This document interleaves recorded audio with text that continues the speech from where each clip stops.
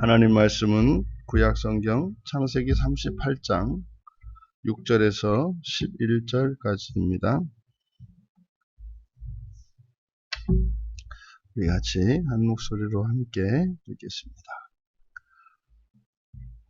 유다가 장자 엘을 위하여 아내를 데려오니 그의 이름은 다말이더라. 유다의 장자 엘이 여호와 보시기에 악함으로 여호와께서 그를 죽이신지라. 유다가 오난에게 이르되 내 형수에게로 들어가서 남편의 아우된 본분을 행하여 내 형을 위하여 씨가 있게 하라. 오난이 그 씨가 자기 것이 되지 않을 줄 알므로 형수에게 들어갔을 때에 그의 형에게 씨를 주지 아니하려고 땅에 설정하매 그 일이 여호와가 보시기에 악함으로 여호와께서도 그도 죽이시니 유다가 그의 며느리 다말에게 이르되 수절하고 내 아버지 집에 있어 내 아들 셀라가 장성하기를 기다리라 하니 셀라도 그 형들같이 죽을까 염려함이라. 다말이 가서 그의 아버지 집에 있으니라. 아멘. 유다 집의 참척 사건이라는 제목으로 말씀의 은혜를 나누고자 합니다. 참척 사건, 참척이라고 하는 말은 자식이 부모보다 먼저 죽는 일을 가리킵니다. 그래서 지금 유다의 세 아들 가운데 두 아들이 먼저 죽은 사건을 기록하고 있습니다. 인생의 가장 큰 비극 중에 하나가 참척이죠. 그래서 자식을 앞세우는 사건, 이것은 너무나 큰 비극이 아닐 수 없습니다. 사실은 인류의 조상인 아담이 그 참척을 겪었죠. 가인이 아벨을 쳐 죽이는 그 형제간의 그 시기 다툼으로 인해서 동생이 형의 손에 죽는, 그래서 자식이 잃는 그 아픔을 아담이 겪었습니다. 그리고 이제 또 유다가 여기에서 자기의 자식 둘을 잃게 되는. 근데 이제 아담의 경우에는 형제간의 싸움이었고, 유다의 경우에는 여호와 하나님께서 죽이신 사건입니다. 성경에 이렇게 직접적으로 여호와 하나님께서 이렇게 직접 죽이신, 이것은 이제 성경 최초의 사건이고, 그래서 굉장히 당혹스러운 본문입니다. 유다가 이렇게 이제 세 아들을 낳았고, 그래서 이제 세 아들 가운데 장남인 엘을 위해서 이제 며느리감을 구한 거죠. 그 며느리감의 이름이 다말입니다. 다말은 종려나무라는 뜻입니다. 그럼 다말을 얻었는데, 근데 여호와께서 그 장자 엘을 죽이신 거예요. 근데 그 죽이신 이유가 여호와께서 보시기에 악했다라고 이야기를 합니다. 악했다. 악한 사유에 대해서는 침묵합니다. 엘이 도대체 어떤 사람이었길래 하나님이 이렇게 죽이셨을까? 이렇게 정말 생명의 하나님이신 하나님이 어떻게 그 사람의 생명을 빼앗아 가시는 이런 일이 있을까? 그러니까 어쨌든 성경은 악했기 때문이다 그래요. 그런데 악한 엘이었고, 그리고 그가 혼인을 했지 않습니까? 그러니까 악한 엘이, 악한 자가 혼인을 한 것 때문에 이 두 사건이 만나서 죽은 거죠. 그 이전까지는 그 엘이 하나님에 대해서 하나님이 어떻게 하셨다라고 하는 언급이 없으니까 여기서는 이 두 가지예요. 엘이 악한 사람이었다는 것, 그리고 결혼을 했다는 것. 이것이 여호와께서 그를 죽이시게 된 배경입니다. 우리가 신약 성경에서도 이렇게 하나님께서 육체의 생명을 빼앗는 그런 사건이 있죠. 이 고린도전서 5장에 보면은 아들이 아버지의 아내를 취한 사건의 결과로서 육체를 죽여서 그의 영혼을 구하기 위해서 그러니까 그런 끔찍한 범죄를 저지르는데 그 범죄는 성범죄고 그 성범죄는 아버지의 아내를 범했기 때문입니다.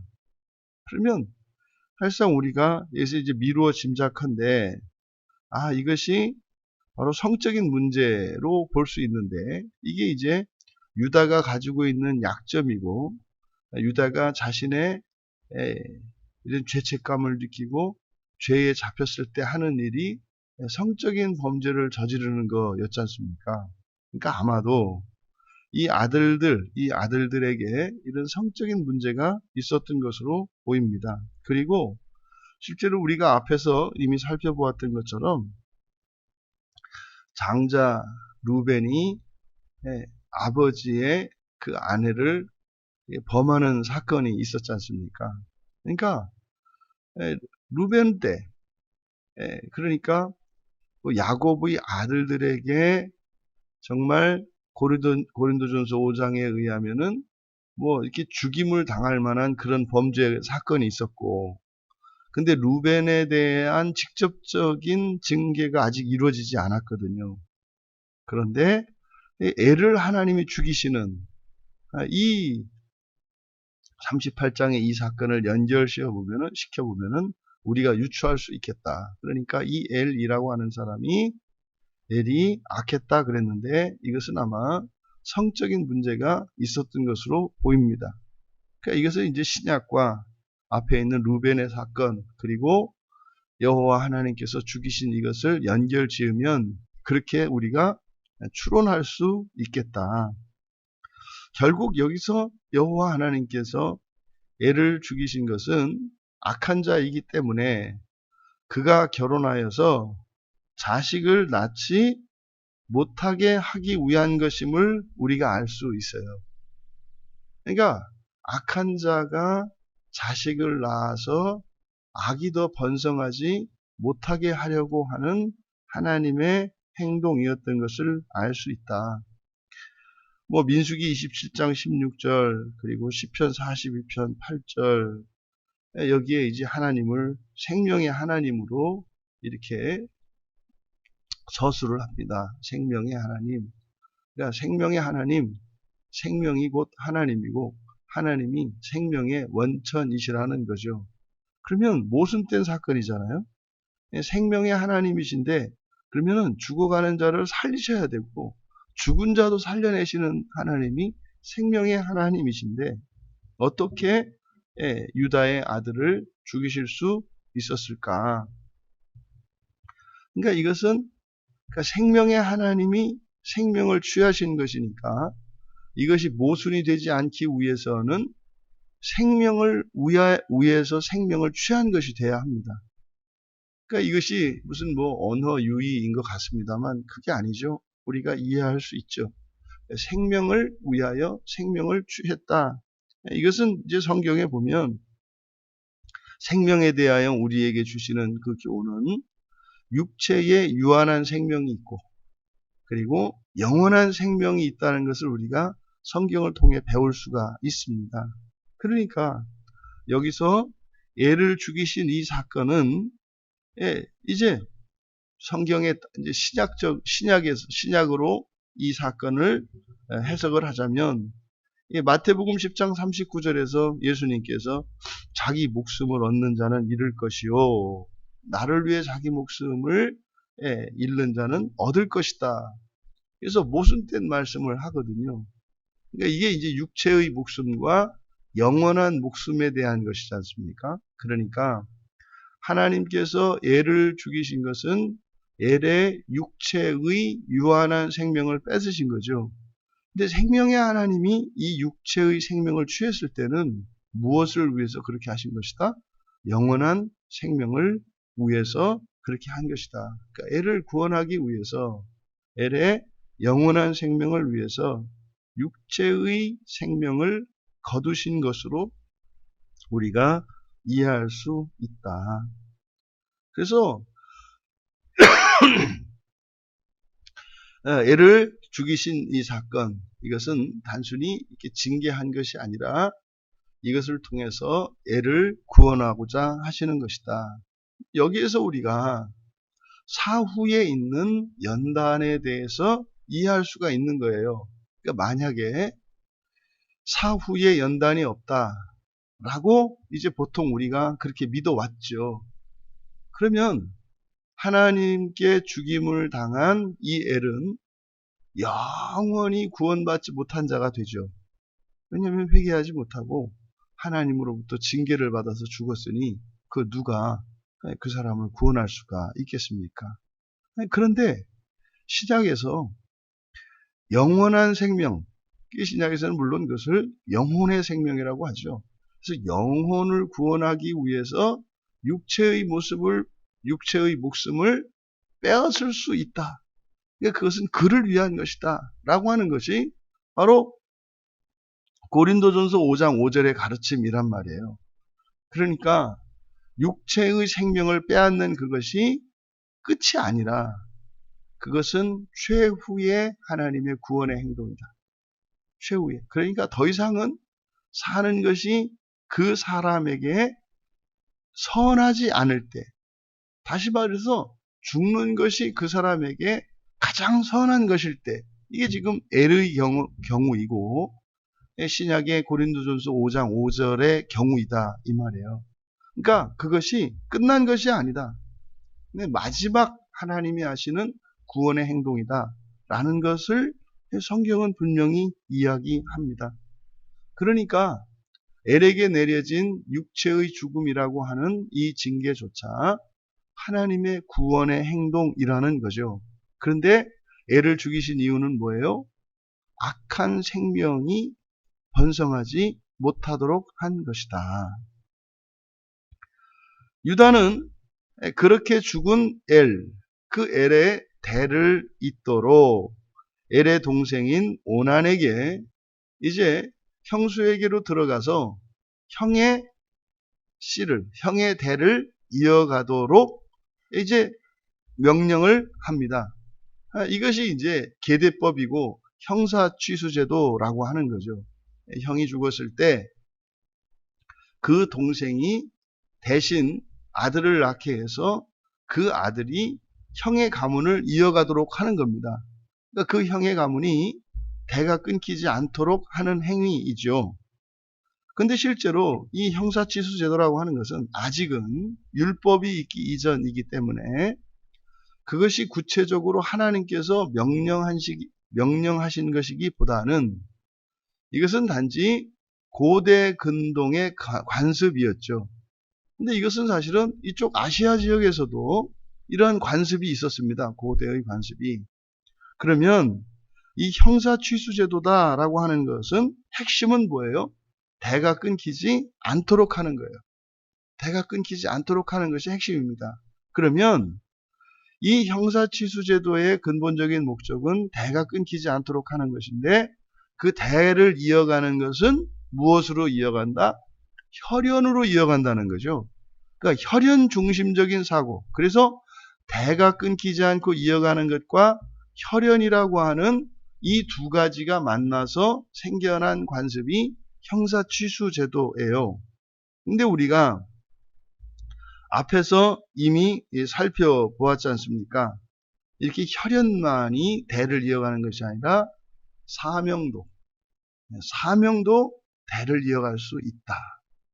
그러니까 이 형사취수제도가 나타내는 혈연 중심적 사고가 유다에게도 있었던 거죠. 그래서 장남 엘이 죽어버렸으니 장남 엘의 후손이, 그래서 그 대가 끊겼으니까 그렇게 해서는 안 되니까 그 대를 이어가기 위해서 동생 오난으로 하여금 형의 대를 이어가도록 형수와 결혼을 해서 형수에게 씨를 주어서 형의 그 대를 잇게 한 거다 이 말이죠.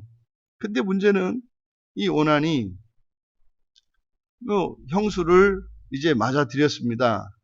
형수에게 들어갔지만은 그 씨가 자기 것이 되지 않을 줄 알므로 9절에 여기서 그 씨가 자기 것이 되지 않는다라고 하는 것은 이거는 재산과 관계되어 있죠. 엘이 죽었습니다. 형이 죽었어요. 그러면 이제는 오난이 장남이 되었잖아요. 그럼 만약에 이 장남인 엘의 후손이 없게 되면 오난이 장남이 되니까 이제는 2배의 상속권을 가지는 거죠. 그러니까 만약에 이 오난이 형수를 임신시켜서 형수가 아들을 날라치면 그 아들이 자기의 아들이지만 그것은 이제 형의 아들이 되어서 형의 대를 잇지 않습니까? 그러면은 그 녀석이 이제 장자 상속권을 가져가는 거예요. 바로 이거를 이야기하는 거죠. 그러니까 오난이 자기 씨를 주지 않고 그래서 땅에 설정을 했다. 그래서 이 오난의 경우에는 바로 이 재산과 관계되어진 것입니다. 이 재산을 2배로 내가 차지할 수 있는데 왜 그것을 뺏기겠는가? 뭐 이런 의미 아니겠습니까? 그래서 그 일이 여호와 보시기에 악했다. 여호와 보시기에 악했다. 그래서 그도 죽였다. 그러니까 지금 엘의 경우에는 바로 엘이 악했기 때문에 죽였다고 말씀하셨는데 오난의 경우에는 이 재산 문제 때문에 그래서 그 고대 관습을 계승하지 않은 그것 때문에 이렇게 죽은 것으로 이제 보여집니다만 사실은 이 오난이 악한 이유는 바로 설정 때문입니다. 땅에 설정을 한 거죠. 이게 예전에 생명 존중 사상에서 제가 이제 이 본문은 성경에서 인간의 생명 존중 사상의 가장 근거가 되는 말씀으로 저는 보고 있거든요. 그래서 이 땅에 설정한 그것이 곧 살인 행위와 같은 것으로 동일하게 여기는 거죠. 그래서 그 생명을 소홀히 하였기 때문에 생명을 죽인 것이 되었기 때문에 그래서 오난이 악한 것이었다. 그러니까 지금 엘이나 오난이나 바로 생명과 관련되어 있습니다. 그래서 하나님께서 이 오난도 죽이셨다는 거죠. 그러면 유다 입장에서 보니까 어떻게 해서든지 대를 이어가야 하는데 이게 안 되는 거예요. 근데 성경은 이야기합니다. 악했기 때문에. 악했기 때문에. 그래서 그 악한 생명이 번성하지 못하도록 하나님께서는 죽이셨다는 거거든요. 그럼 이 부분에 대해서 유다가 알아채고 있지 못해요. 그러니까 이제 유다에게 아들이 셋이 있었는데 하나밖에 남지 않았습니다. 그럼 필경 유다의 입장에서 이 며느리 다말은 누구예요? 서방 잡아먹는 여자예요. 결혼만 하면 죽으니까 말이에요. 그러니까 다말에게 수절을 명합니다. 수절을 명해요. 왜요? 이 며느리는 또 남자를 죽게 만들 거니까. 그래서 수절을 명하고 집에 가 있도록. 이제 명분은 이제 아직 셀라 막내 아들 셀라가 어리니까. 셀라가 장성할 때까지 가서 기다려라. 이렇게 한 이유가 뭐라고요? 이 마지막 남은 이 아들 하나도 잃어버릴까봐 그렇게 했다는 거죠. 그래서 다말이 집에 가서 있었다. 여기에서 다말은 선의의 피해자처럼 보여요. 다말에 대한 어떠한 다말이 이 두 아들의 죽음과 직접적으로 거기에 어떤 책임이 있지 않아요. 굳이 여기서 한다면 다말이 가나안의 여인이니까 이제 뒤에 나오는 이제 출애굽 이후에 시내산에서 모세에게 율법이 주어진 이후로 그 율법의 잣대를 가지고 그 이전에 이 족장의 시대를 정죄하는 것은 타당하지 않습니다. 그것은 맞지가 않아요. 하지만 이게 해석이 어려우니까 그렇게 하는 거죠. 그래서 이 가나안 여인과 결혼했기 때문에 하나님이 이렇게 하신다. 여러분 만약에 그것을 가지고 우리에게 적용을 해봐요. 얼마나 그게 말도 안 되는 이야기인가. 아니, 이 시대에도 뭐 결혼을 신앙이 없는 사람들과 결혼하는 일이 뭐 그렇게 특이합니까? 비일비재하잖아요. 뭐 그 사람들은 왜 안 죽어요? 아, 우리는 예수 그리스도를 믿으니까 예수님이 십자가에서 대속해 주셨기 때문에 우리는 그런 죄를 저질러도 안 죽는 것이고 구약의 백성들은 죽는 건가요? 말이 안 되죠. 말이 안 되죠. 이게 우리들이 굉장히 가지고 있는 잘못된 사고가 뭐냐면 무조건 순수한 유대 혈통을 보존해야 되는 것이 이게 하나님의 뜻이다. 근데 우리가 살펴본 것처럼 아니라니까요. 아니라니까요. 순결하고 거룩하고 죄 없는 그 혈통을 유지하기를 하나님이 원하신다. 아니라니까요. 혈통을 유지하는 것은 아니라니까요. 오히려 계속해서 지금 이 족장의 역사 속에서 보면은 이방인들이 계속 안으로 편입되어 들어오잖아요. 이들의 죄를 통해서 흩어져 나가면서 이방인들이 자꾸 돌아오는 그 대표적인 것이 에돔 족속이잖아요. 에돔 족속은 에서가 그 에돔 족속의 시조가 됩니다만 실제로 에돔 족속을 구성하고 있는 것은 이방 민족들이 함께 들어와 있다 이 말이에요. 그래서 그들이 끊임없이 이방 족속들이 언약 안으로 들어오고 있어요. 끊임없이. 그러니까 이런 혈통주의적인 사고, 이것이 잘못된 것임을 우리가 알 수 있다.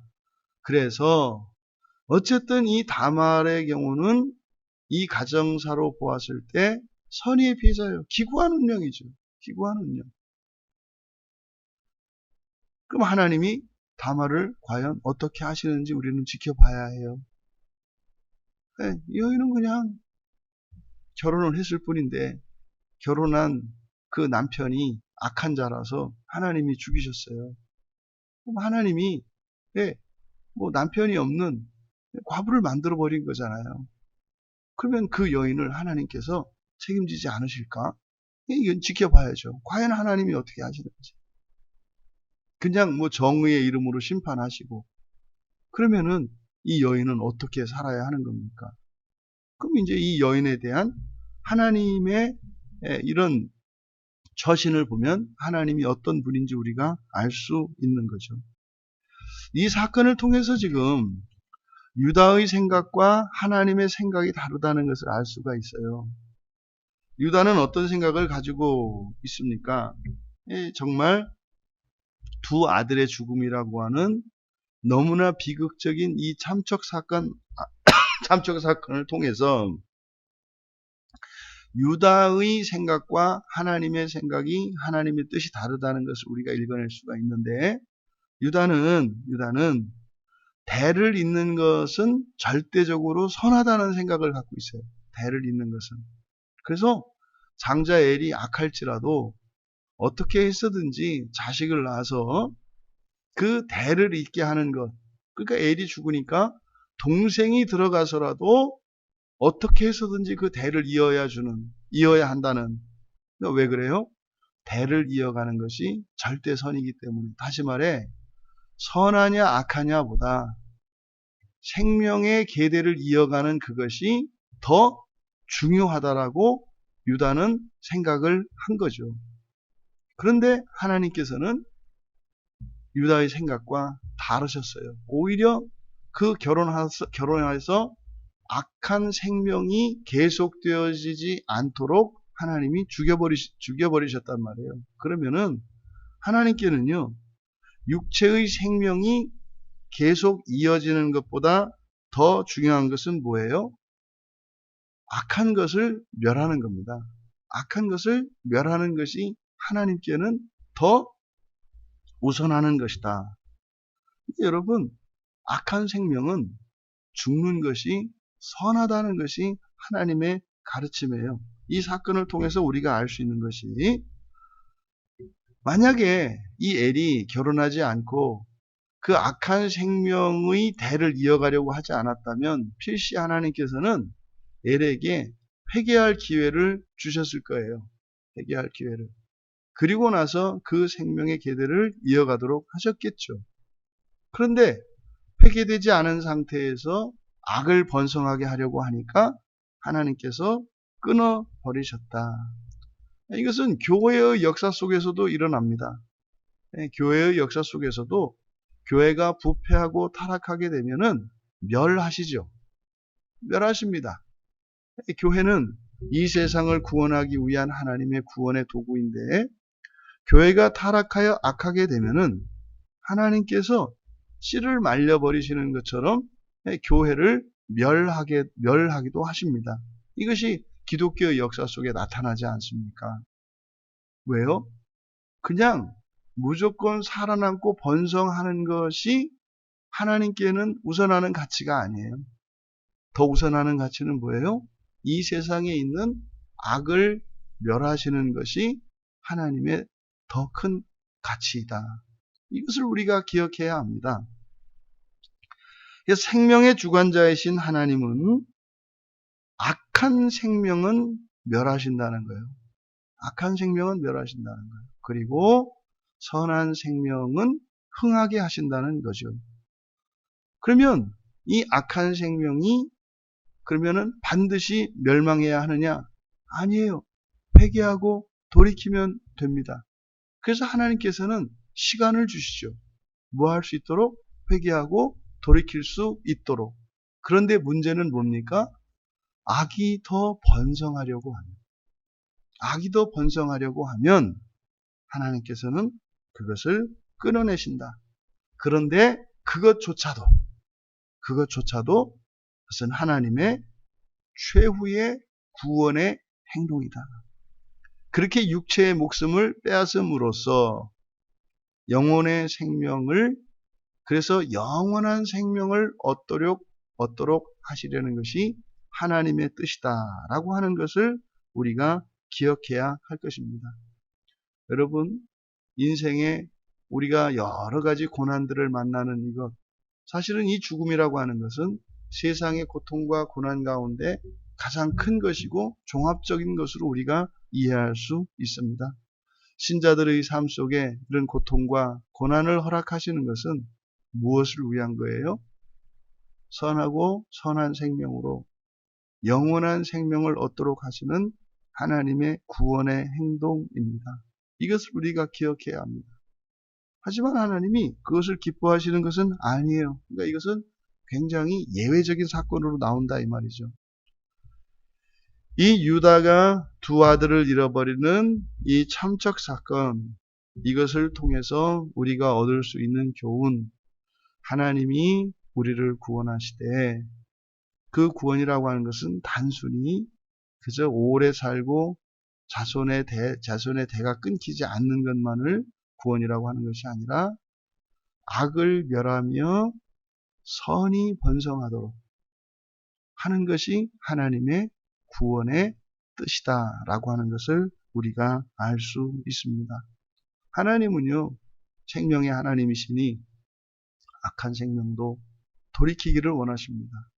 우리가 우리의 삶에 적용하자면요, 우리가 날마다 회개하고 우리가 거룩한 사람들로 하나님을 닮아간다면요, 우리의 생명도 길게 하실 것이고, 우리의 건강도 온전케 할 것이고, 우리의 삶의 이러한 결핍과 어려움들도 반드시 하나님께서 채워주실 줄 믿습니다.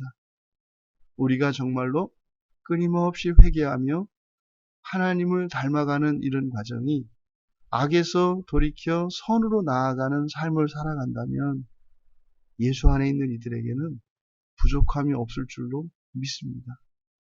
없는 중에도 있는 것보다 더 있게 하실 것이고, 약한 중에도 강한 것보다 더 강하게 하실 줄 믿습니다.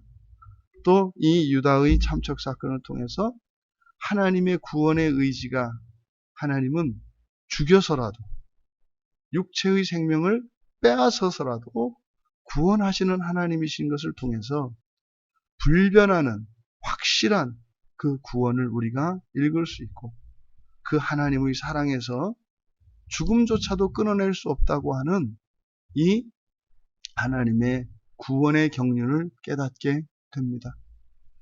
유다에게 두 아들을 앞세운 이 사건은 어쩌면 평생의 씻지 못할 상처요, 그의 인생을 불행하게 한 것일 수 있습니다. 하지만 만약에 유다가 이 두 아들을 구원하시기 위해서 이렇게 한 것임을 유다가 깨달았다면 그 슬픔 가운데에서도 하나님의 사랑과 은혜를 느낄 수 있었을 것이고, 그리고 종말에 그 부활의 소망을 가질 수 있게 됐을 것입니다. 우리의 삶 속에 일어나는 이러저러한 고통과 고난들, 그것이 하나님의 구원의 행동인 것을 기억하시고, 고난 가운데에서도 구원의 하나님께 감사하며 찬양할 수 있는, 그래서 우리 안에 있는 악들이 사라짐으로 이런 고난과 고통과 결핍의 환경이 풍요와 부요함으로 바뀌는 일들이 일어나기를 주님의 이름으로 축원합니다. 존귀하신 하나님, 유다 집에 있었던 참으로 비극적인 이 참척 사건을 통해 하나님의 구원이 절대적인 것이며, 또한 하나님께서는 선한 생명으로 영원히 살게 하시고자 하는 것이 하나님의 참된 구원의 뜻인 것을 알게 하셨습니다. 이 세상을 살아가는 동안도 예수 그리스도께서 십자가에서 이루어 주신 이 대속의 은혜와 또한 저희들에게 주신 성령의 은혜로 말미암아 날마다 저희들 안에 있는 악이 소멸되어지며 거룩하여짐으로